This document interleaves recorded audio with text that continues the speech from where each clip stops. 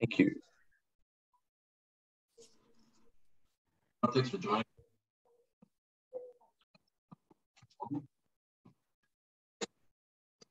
It's the back for Tony's.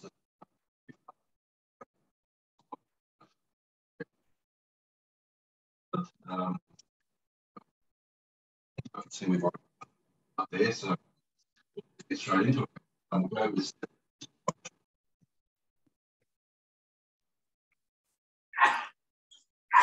Kyle, have you got me? Yep. Can you hear us?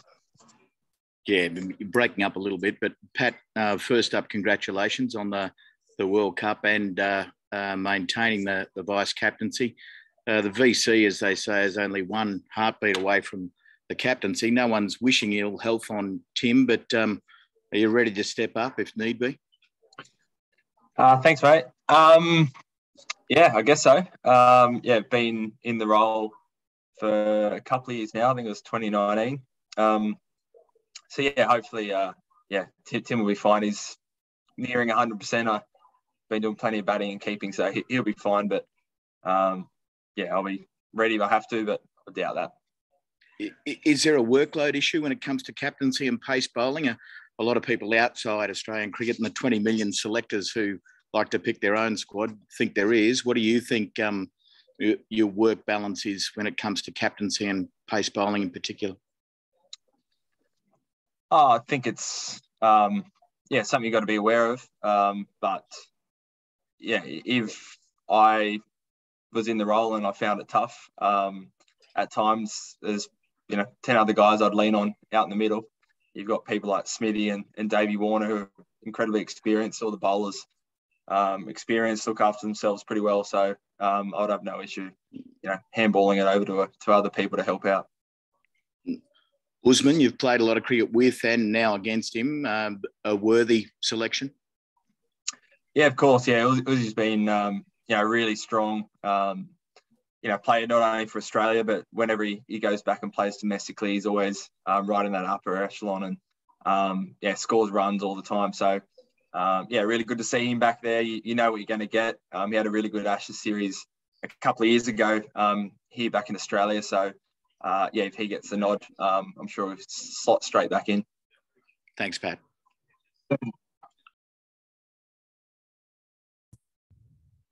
Sorry, Cole, was that me? You just broke up for a sec. Yeah. Thank you. G'day, Pat. Congratulations. Just wondering how you, Josh and Mitch get up to speed with the demands of Test cricket bowling over long spells after only having those very short spells in recent times. I think the first, benefit of the short spells is we're all feeling really fresh. I always feel like it's better to be underdone than overdone coming to a big Test series. So, for now, it's just trying to work back from that day one and get a few good bowls. I think, we've got access to quite a few centre wickets. So we'll have 3, 4, 5 centre wickets where we try and have relatively big days. Bowl a couple of spells on those days. And then we'll be ready to go.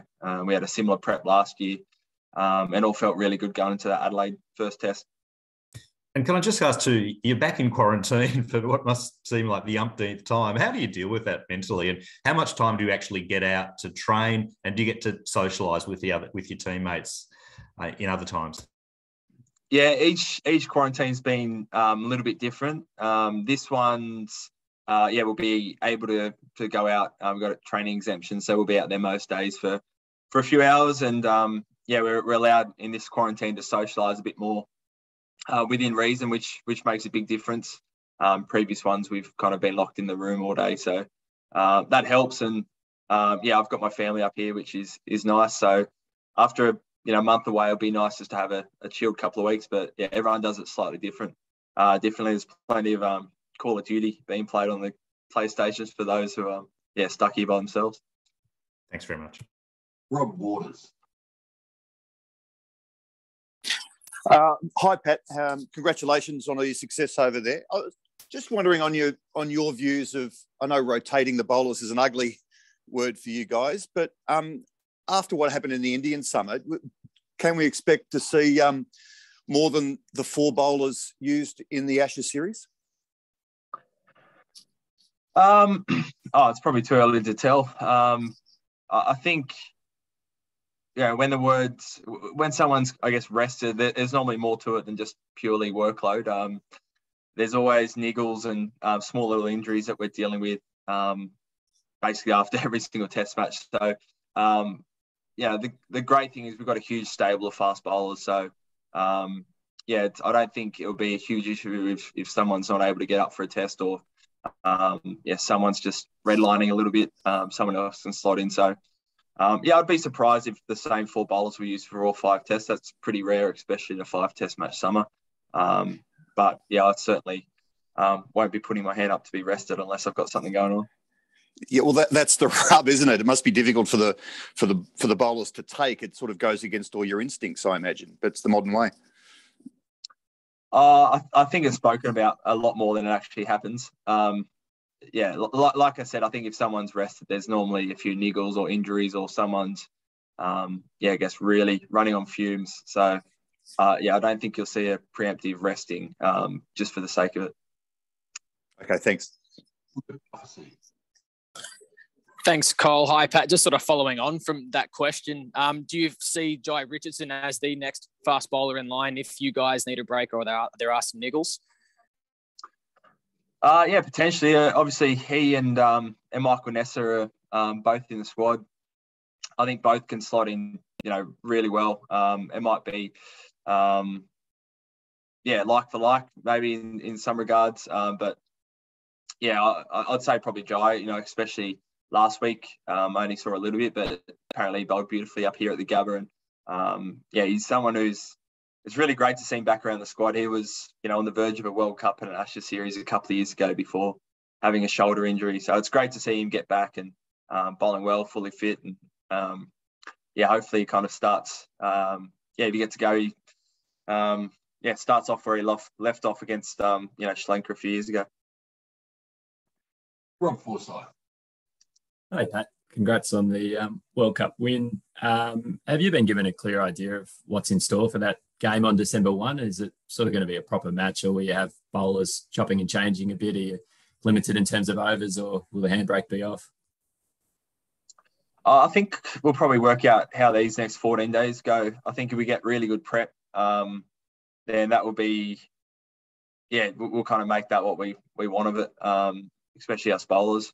I think there might be a bit of rain about, so maybe we might end up bowling a little bit more in the game if need be. But it's a pretty relaxed game from our point of view.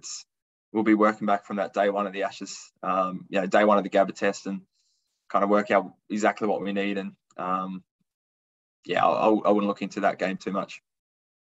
And what about just in terms of the Gabba? Joe Root mentioned his side can draw a lot of confidence from what India did. Do you think, for your squad, will going to that ground have a different feel after that loss, or is it a different proposition when it's the start of a series? It's a year ago. We love starting off the summer each year here, and look around our squad. I think all the batters have done well at some point at the Gabba. All the bowlers have bowled well at some point at the Gabba. So it'd be good to be home. Good to be playing a test match. I don't think there'll be too many stresses. We love playing at the Gabba. John O'Bridge. Cheers, Cole. G'day, Pat. Welcome back and congratulations. Just another one on the bowlers. It's been coming from the T20 World Cup, got the Ashes now, and then another tour to Pakistan and a massive year coming up. Do you worry about burning out, and how do you manage your body with such a packed schedule? I guess you look ahead and you kind of map out the big series. So, the last kind of 6 months, everything's been on the World Cup and the Ashes. So I've been fortunate. I've been home. I've been, doing everything in my prep to make sure I'm kind of peaking for these 2 series, and then, hopefully get through the Ashes, and after that we'll go from there. But it's realities of playing international cricket. It's probably not realistic to play every single game for Australia that's scheduled. So we kind of work out, as we go along. But I honestly haven't thought any further ahead than this Ashes. We'll get through these 5 tests and then, go from there. And just on these Ashes, your first home summer in 2017, your first Ashes series that you were a part of. A few years down the track now, you're one of the leaders of the attack. How special is it to think of, A, how far you've come, and just how special is it to be involved in a home Ashes series again? Oh, it's huge. As soon as you kind of finish one Ashes series, the whole, everyone in Australian cricket kind of looks forward to the next one. So I'm really pumped. It's kind of a full cycle now. I've been playing Test cricket. We've kind of come full circle. So just really excited. It's been everyone you speak to, in the last few months, have just been so excited for the Ashes. So it's great. It's upon us. I can't wait to get stuck in. Cheers, Pat. Raj.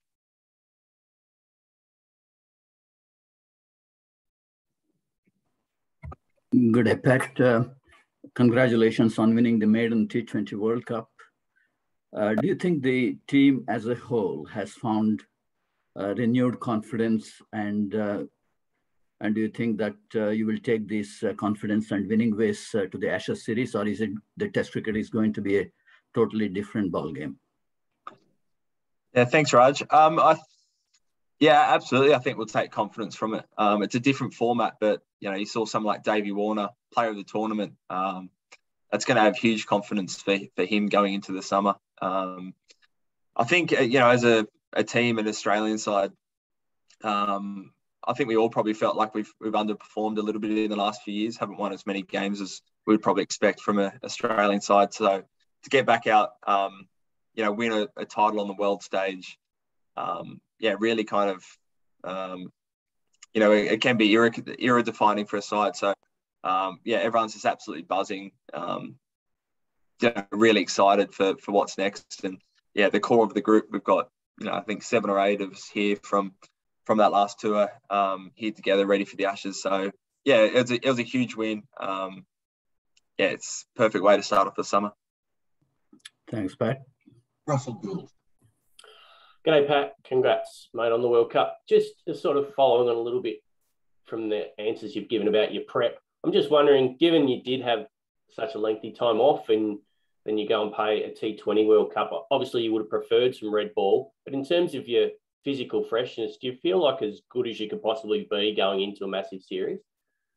Absolutely. As I said, I think I had about 5 or 6 months of pre-season where, obviously bowled and trained, but with no games, it gave me the chance to focus on a few different things. So, my body feels as good as it has in a couple of years. There's no niggles, feel really fresh. And, I always love going to a series, giving myself the best chance to turn up. And if I have to bowl 50 overs a test, I can. Obviously, nothing's a given, but I think we've given ourselves the best chance to bowl plenty of overs and do well this summer. And, the next couple of weeks will just be about fine-tuning, getting the red ball back in our hands and getting a few longer spells into us, but I feel ready to go. And I know there's a little bit of a difference in the England lineup compared to 2019, but obviously you win 2 tests over there in that drawn series. How much did you learn from that about those guys, and in particular bowling to someone like Ben Stokes without rehashing what happened in the Headingley? It's really different conditions. There's obviously a few little things. They are kind of 3 or 4 of their top 6 played a lot in that series. So, there's a few things to draw from that series. But I think more importantly, here in Australia, we feel really confident in what we do.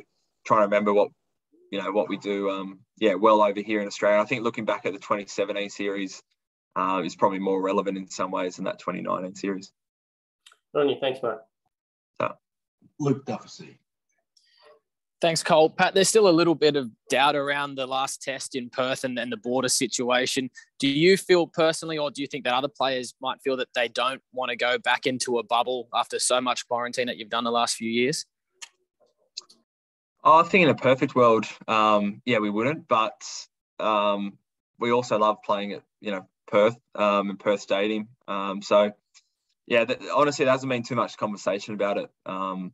It feels like there's a lot of water to go under that bridge. It's still, 4 test matches away. So, yeah, we'll see. Obviously, a one-off test if it's a short-term quarantine. I mean, we hardly leave the hotel or the ground during games, so yeah, I've got no idea what to expect. Everyone sounds pretty confident it's going to go ahead. So yeah, hopefully it's a fast bouncy wicket and we're there. Back to David Mark. Thanks, Colin, Pat. Look, Pat, you guys have played 4 tests, I think, for the best part of 2 years. How much, or have you missed Test cricket? And what's it been like sitting on the sidelines watching every other Test nation play while you haven't been? Yeah, it's not ideal. It's 28, and yeah, I think I've played four tests in the last kind of 18 months. So it's my favourite format. I would love to play more, but it's pretty. I mean, it's crazy times. There's no kind of precedent for the last couple of years, so I can understand why we haven't been able to fit in as much Test cricket as we can. As we have. Looking at the schedule for the next couple of years, it looks pretty busy in terms of tests, which is great. So, it's been a couple of series. It's been tough, or I guess it's been good to watch, and kind of reinvigorates your love for Test cricket. I saw a lot of Test cricket being played over in England in their home summer. So, I just can't wait to get back out there. It's kind of weird to think we haven't played a test since the Gabba last year, or at the start of this year. Thanks, David. That looks like that's all for joining us. And just a reminder, George Bailey will be available at PM afternoon as well. Thanks, guys. Thanks, Pat. Thanks, Cole. Thanks, Pat. Very much. Cheers, mate. Thanks, Cole. Thanks, Pat.